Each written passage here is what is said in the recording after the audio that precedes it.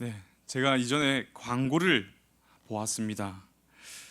대학교의 한 남자 학생이 여학생에게 반했습니다. 그 여학생에게 잘 보이기 위해 공부만 하던 그 학생은 새 옷을 사고 멋있게 옷을 입고 이제 강의실에 그 학생에게 가서 이렇게 말합니다.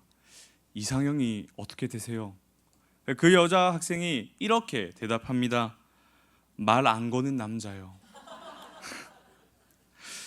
이 남자는 버스를 타고 가며 눈물을 흘리는데 나레이션에서 이렇게 말합니다. 그래도 괜찮아요. 새 옷을 샀잖아요. 여러분, 무슨 광고 같으십니까? 맞습니다.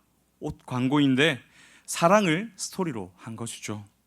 이처럼 오늘날 우리는 사랑이라는 단어가 넘치는 시대를 살아갑니다. 노래마다 사랑을 노래하고 드라마, 심지어 광고까지도 사랑을 말하는 것을 볼 수 있습니다. 사랑이란 단어를 들으면 어떻습니까? 참 따뜻하지 않습니까? 그런데 사랑이란 따뜻한 단어가 넘쳐나는데 사람들은 그 어느 때보다 외로운 시대라고 말합니다. 관계는 얕고 마음은 두렵습니다. 왜 그럴까요? 우리가 사랑을 잘못 알고 있기 때문입니다. 오늘날 많은 사람들이 사랑을 감정과 느낌으로 이해합니다. 그래서 뜨거우면 사랑이고 식으면 사랑도 사라졌다라고 말합니다.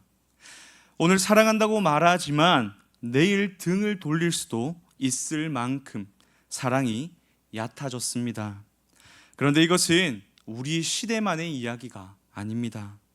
사도 요한과 함께 있던 요한 공동체에도 이런 문제가 발생했습니다. 공동체 안에 거짓 교사들이 들어와 잘못된 가르침을 퍼뜨렸고 공동체가 분열되기 시작했습니다. 그들은 자신들이 하나님을 안다고 자랑했습니다. 영적으로 뛰어나다고 생각했습니다. 그러나 그들의 삶에는 사랑이 없었습니다. 아는 것과 사랑이 분리된 것입니다. 그렇기에 공동체에는 상처가 가득했습니다. 사도 요한은 이 흔들리는 공동체를 향해 이렇게 선포합니다. 사랑이 전부이다. 더 정확하게 말하면 사랑이신 하나님을 알고 믿는 자들의 삶은 사랑이 전부라는 것입니다. 그렇다면 왜 이 사랑이 전부일까요? 이에 대한 답을 오늘 본문을 통해 함께 살펴보고자 합니다. 먼저 사랑의 시작이 하나님이시기 때문입니다. 우리 9절과 10절 말씀을 함께 읽어보도록 하겠습니다. 함께 읽겠습니다. 시작. 하나님의 사랑이 우리에게 이렇게 나타난 바 되었으니 하나님이 자기의 독생자를 세상에 보내심은 그로 말미암아 우리를 살리려 하심이라. 사랑은 여기 있으니 우리가 하나님을 사랑한 것이 아니요 하나님이 우리를 사랑하사 우리 죄를 속하기 위하여 화목 제물로 그 아들을 보내셨음이라. 사랑은 하나님으로부터 시작하여 우리에게 나타난 것입니다. 사랑의 기원이 우리가 아니라 하나님이라는 뜻이죠. 우리는 종종 사랑이 나에게서 시작한다고 생각합니다. 그래서 누군가에게 사랑을 표현할 때 이렇게 말하죠. 나는 네가 이뻐서 좋고 착해서 좋다. 이것은 사랑의 시작이 나에게 있다고 생각하는 표현입니다. 우리의 사랑은 대부분 이렇게 사랑할 만한 이유를 찾곤 합니다. 그런데 하나님으로부터 우리에게 나타난 바 된 사랑은 그렇지 않습니다. 9절 말씀을 다시 한번 보십시오. 하나님의 사랑이 우리에게 이렇게 나타난 바 되었으니 하나님이 자기의 독생자를 세상에 보내심은 그로 말미암아 우리를 살리려 하심이라. 하나님의 사랑은 자신의 독생자를 우리에게 주심으로 나타났습니다. 도르트 신조에 따르면 인간은 전적으로 타락했고 전적으로 부패한 존재라고 말합니다.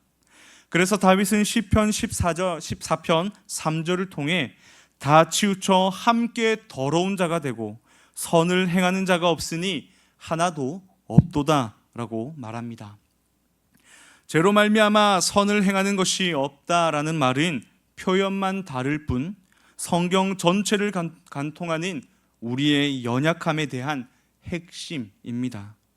그렇게 죄를 알지도 못하시고 심지어 죄를 미워하시는 그분은 우리를 구원할 의무가 없으십니다.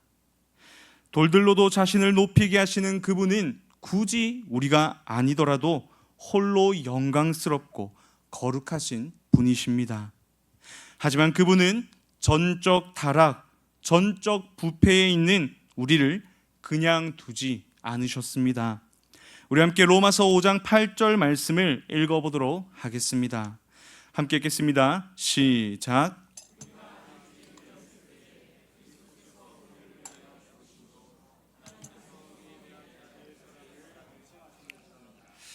아멘. 죄에 치우쳐 모든 것이 왜곡되어 있던 죄인인 우리를 살리기 위해 그리스도를 보내심으로 하나님은 자신의 사랑을 우리에게 나타내셨습니다. 희생제물이란 말 그대로 우리의 죄를 짊어지시고 하나님의 진노하심을 받으셨다는 것입니다. 하나님이신 그분께서, 가장 존귀하신 그분께서 그렇게까지 하신 이유가 무엇입니까? 사랑입니다. 그 사랑이 제일 잘 표현되는 것이 죄사함입니다. 죄사함은 속죄의 핵심이고 사랑의 하나님의 사랑을 가장 명확히 표현하는 개념입니다. 왜냐하면 그 사랑에는 사랑받는 자의 과거와 현재의 모습은 중요하지 않기 때문입니다. 그래서 사도 바울은, 사도 요한은 사랑하는 자들아 하나님이 이같이 우리를 사랑하셨은즉 우리도 서로 사랑하는 것이 마땅하도다라고 말합니다. 이 마땅하도다라는 것은 지속적으로 사랑하는 것을 의미합니다. 나의 기분, 나의 감정에 따라 변하는 사랑이 아니라 변하지 않는 하나님이 시작하신 사랑으로 지속하라라는 의미입니다. 사도 요한의 겉면은 당시 요한 공동체에게만 해당하는 것이 아닙니다. 오늘 살아가는 우리에게도 그대로 적용됩니다. 우리는 현재 사랑이 왜곡된 시대를 살아가고 있습니다. 무의식적으로 사랑의 목적이 나의 필요를 채우는 것으로 인식되고 있습니다. 그래서 내가 준비되어 있지 않으면 사랑을 줄 수도 받을 수도 없다고 생각합니다. 왜 우리는 사랑을 할까를 생각해 보십시오. 사랑을 통해 얻고자 하는 것이 먼저 떠오르지 않으십니까? 사랑의 이유를 생각해도 어떻습니까? 떠오르는 조건들이 있습니다. 이것이 바로 우리의 왜곡된 사랑의 출발입니다. 사랑의 시작이 나에게 있다고 생각하니 사랑의 중심이 내가 되어 버리는 것입니다. 그러니 때때로 사랑이 변하는 것처럼 여겨집니다. 사랑이 약해지고 사랑이 무력해지는 것처럼 여겨지는 것입니다. 그러나 참된 사랑은 변하지 않습니다. 변하는 것은 그 사랑에 대한 왜곡된 우리의 마음뿐입니다. 왜냐하면 하나님은 사랑이시며 그 하나님은 불변하신 분이시기 때문입니다. 웨스트민스터 신앙고백서는 하나님을 이렇게 고백합니다. 불변하시며 영원하시며 지극히 사랑이시며 지극히 은혜로우시고, 이처럼 변하지 않으시는 하나님이 시작하신 사랑은 언제나 한결같은 사랑입니다. 사랑받는 우리의 행위에 따라 흔들리지 않는다는 것이죠. 사랑하는 여러분, 하나님의 이 놀라운 사랑을 받은 우리 삶에 사랑을 받은 우리는 삶에 드러나야 할 것은 바로 사랑입니다. 사랑이 전부입니다. 그래서 사도 요한은 마땅히 서로 사랑해야 한다라고 말합니다. 자기 백성을 향한 하나님의 사랑은 서로를 향한 사랑의 기초입니다. 우리에게 주어진 이 사랑은 하나님께서 베풀어 주신 선물입니다. 그렇다면 여러분, 우리는 어떻게 이같이 사랑할 수 있을까요? 먼저 우리가 받은 이 사랑이 어디서부터 시작되었고 무엇으로 나타났는지를 기억해야 합니다. 하나님이 시작하신 사랑은 단순히 말과 감정뿐인 것이 아니라 실천되어 드러나는 사랑입니다. 바라기는 하나님의 조건 없는 이 사랑이 우리가 서로 사랑할 수 있는 이유임을 기억하고 하나님이 우리에게 허락하신 사람들을 사랑하시기를 소망합니다. 매튜 헬이라는 목사님은 사랑에 대해 받은 사랑이 흘러가지 않는 사랑은 받은 적이 없는 사랑이다 라고 말합니다. 하나님께서 시작하신 그 사랑이 우리를 통해 가정에서, 교회 공동체 안에서, 삶의 자리에서 어디서나 어디에나 흘러가기를 바랍니다. 그렇게 하나님이 시작하신 이 사랑이 우리의 삶을 통해 흘러갈 때 그 사랑으로 하여금 세상은 하나님을 알게 될 것입니다. 그렇다면 우리는 이런 의문이 생길 것입니다. 사랑이 하나님으로부터 시작된다면 그렇게 시작된 사랑은 우리 안에서 어떻게 이루어질까요? 어떻게 그 사랑이 우리 안에서 이루어지길래 사랑이 전부일까요? 사랑함으로 우리가 하나님 안에 거하기 때문입니다. 우리 함께 12절 말씀을 읽어 보겠습니다. 우리 12절 말씀 함께 읽겠습니다. 시작. 어느 때나 하나님을 본 사람이 없으되 만일 우리가 서로 사랑하면 하나님이 우리 안에 거하시고 그의 사랑이 우리 안에 온전히 이루어지느니라. 아멘. 사도 요한은 어느 때나 하나님을 본 사람이 없다고 말합니다. 그런데 말입니다. 우리가 서로 사랑할 때 보이지 않는 이 하나님이 우리 안에 거하시고 그분의 사랑이 우리 안에 온전히 이루어진다고 말합니다. 여기서 이루어진다라는 이 말은 완성된다는 의미를 가지고 있습니다. 하나님의 사랑에는 목적이 있습니다. 그 목적은 바로 우리가 서로 사랑하도록 하는 것입니다. 다시 말해 우리가 서로 사랑한다면 하나님의 사랑의 목적이 완성된다는 의미입니다. 이때 우리는 이 사랑의 목적이 이루어져 가는 순서를 생각해 볼 필요가 있습니다. 하나님의 사랑이 먼저 우리에게 재용서로 찾아옵니다. 그리고 재용서를 받은 나로 하여금 하나님의 사랑을 받고 다른 사람을 사랑하도록 우리 안에서 움직입니다. 그렇기에 사랑은 역동적인 것입니다.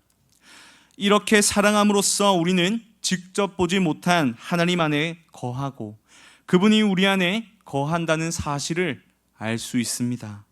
왜냐하면 이 사랑 안에서 하나님은 그분의 성령을 우리에게 주시기 때문입니다. 여기서 사도 요한은 성령의 역할을 삶 속에서 하나님이 임재하시는 증거로 소개합니다.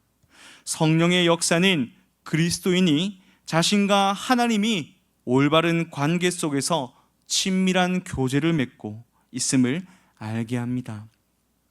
또한 그리스도인의 사랑이 인간의 감정이나 느낌이 아닌 성령의 역사로 일어난다는 사실을 증명합니다. 이 성령은 하나님의 사랑 안에서 누구에게나 같은 반응을 일으킵니다.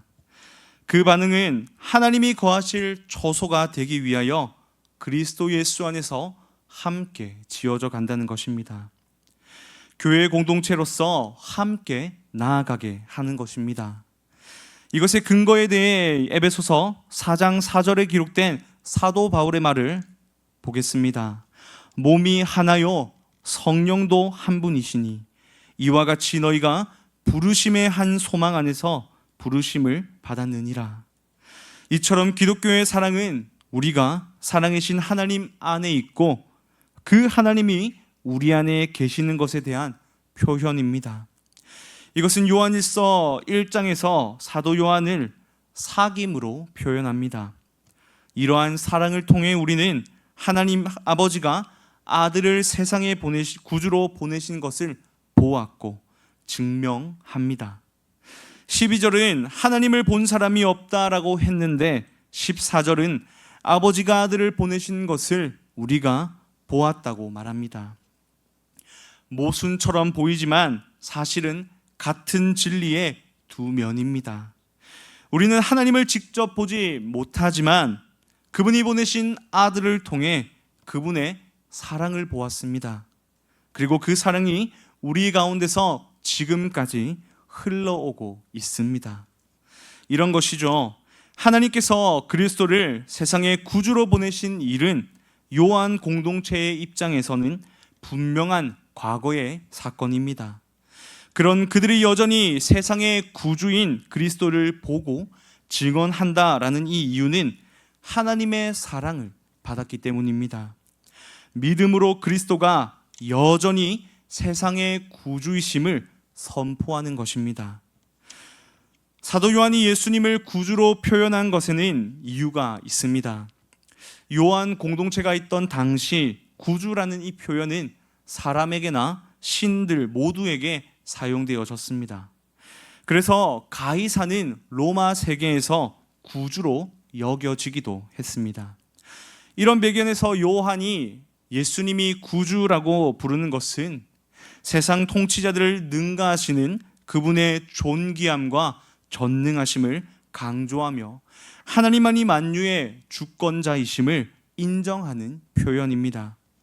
그렇기에 누구든지 예수를 하나님의 아들이라 고백하는 이 신앙의 고백이 우리를 하나님의 사랑 안에 거하게 합니다. 우리 함께 15절 말씀을 읽어보도록 하겠습니다. 함께 읽겠습니다. 시작. 만약 누구든지 예수를 하나님의 아들이라 시인하면 하나님이 그의 안에 거하시고 그도 하나님 안에 거하시느니라. 어찌 보면 이 구절은 사랑에 대한 문맥에서 뜬금없이 등장하는 것처럼 보일 수 있습니다. 그러나 이것은 우리가 하나님 안에 거한다는 것과 깊이 연결됩니다. 우리가 예수님에 대한 참된 믿음을 가질 때 하나님이 우리 안에 거하십니다. 그리고 우리가 서로를 사랑할 때 하나님이 우리 안에 거하십니다. 참된 믿음은 참된 사랑으로 연결되고 그 사랑은 우리로 하여금 하나님 안에 거하게 합니다. 오늘 본문에서 사도 요한은 우리에게 이렇게 질문합니다. 우리는 하나님 안에 거하고 있습니까? 우리가 하나님을 사랑한다면 우리는 그 사랑 안에 거해야 합니다. 그렇다면 그것을 어떻게 알 수 있습니까?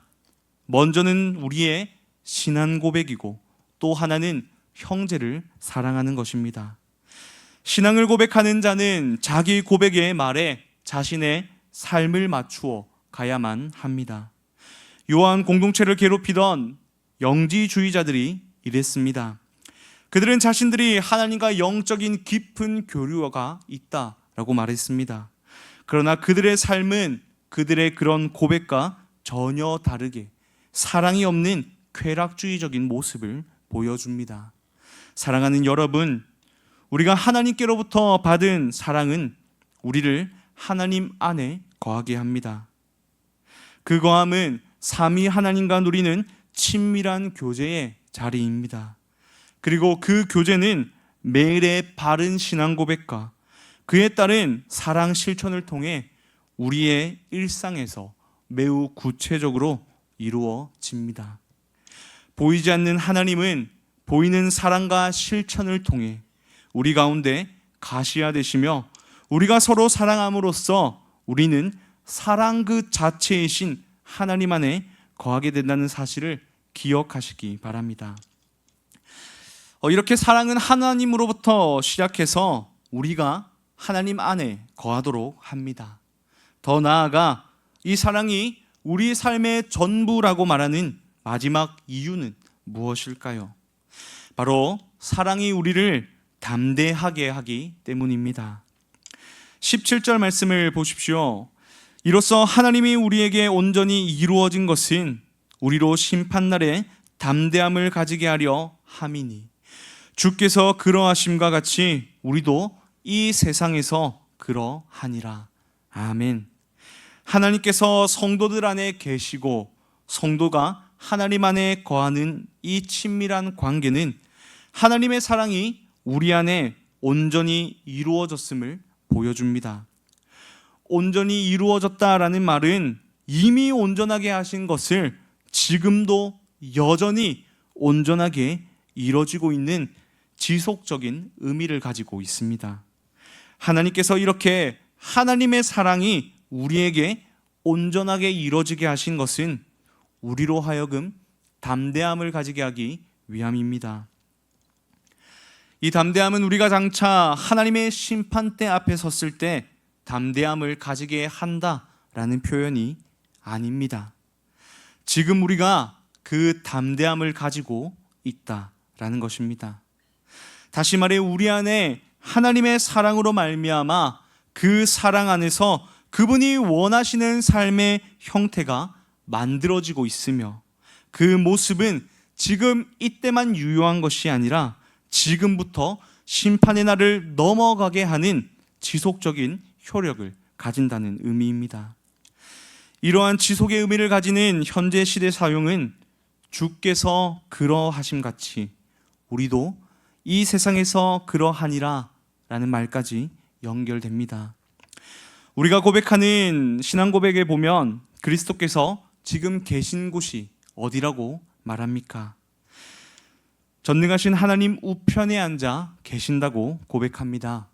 결국 영광스러운 그분의 모습과 같이 우리도 이 땅에서 그런 모습으로 존재한다는 것입니다.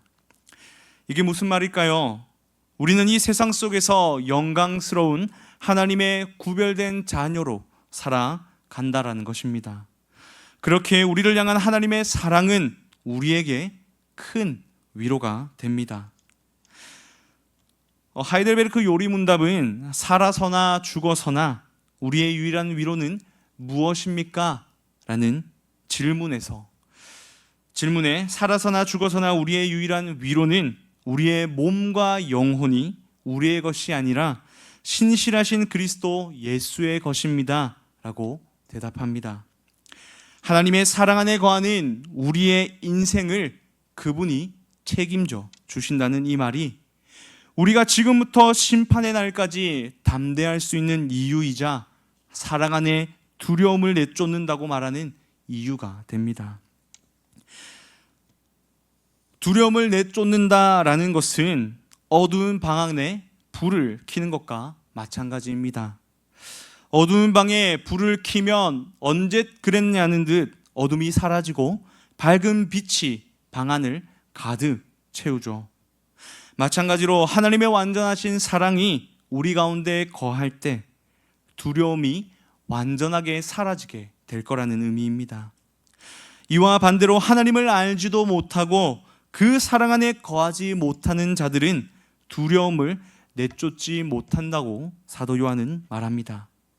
두려움은 사랑과 공존할 수 없습니다. 사랑을 품고 하나님께 나아감과 동시에 두려움을 가지고 그분에게서 숨어 피할 수 없는 것입니다.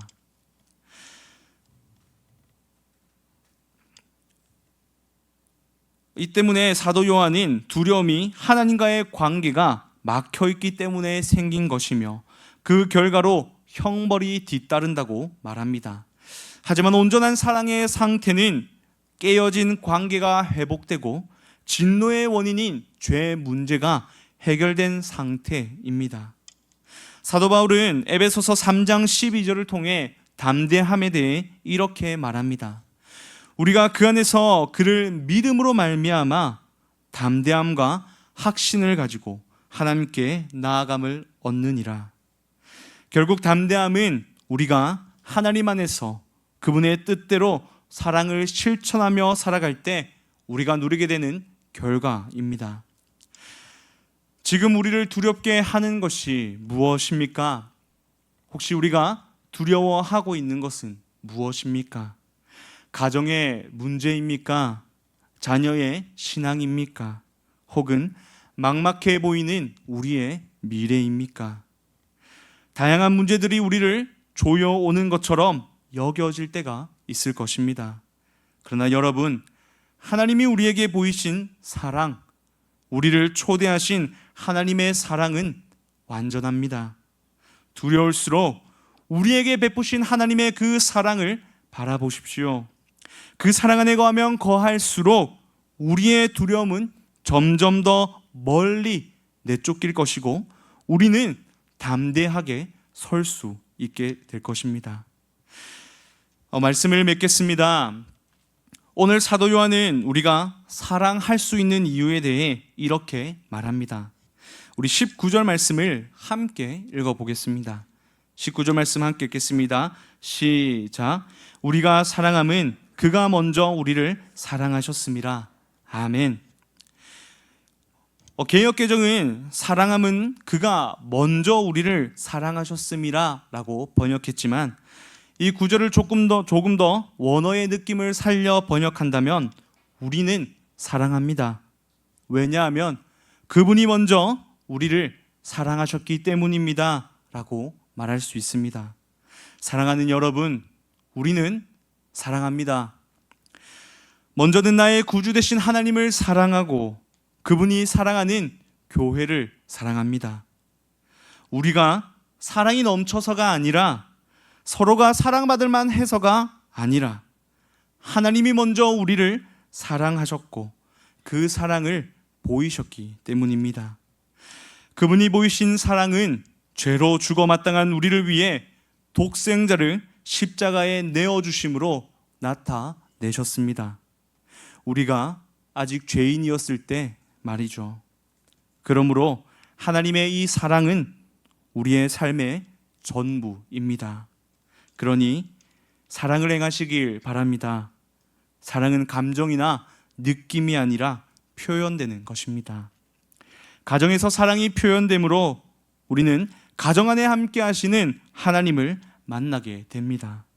직장이나 삶의 자리에서 사랑이 표현되므로 그들은 우리와 함께 하시는 하나님을 알게 될 것입니다. 하물며 하나님을 구주로 고백하는 거룩한 백성들의 모임인 교회는 어때야 하겠습니까? 더더욱 사랑이 표현되어야 합니다. 그 사랑이 우리를 하나님 안에 거하게 할 것이며 우리의 모든 삶 가운데 담대함을 가지게 할 것입니다. 혹시 내 마음을 아프게 하는 사람이 있습니까? 용서하시기 바랍니다. 사랑하기에 부족해 보이는 지체가 있으십니까? 다가가시기 바랍니다. 하나님이 우리에게 하셨듯 말입니다. 바라기는 이 놀라운 사랑이 넘치는 공동체, 사랑이 표현되는 공동체, 사랑함으로 하나님이 함께 하심을 증거하는 그런 교회가 되기를 주님의 이름으로 간절히 소망합니다.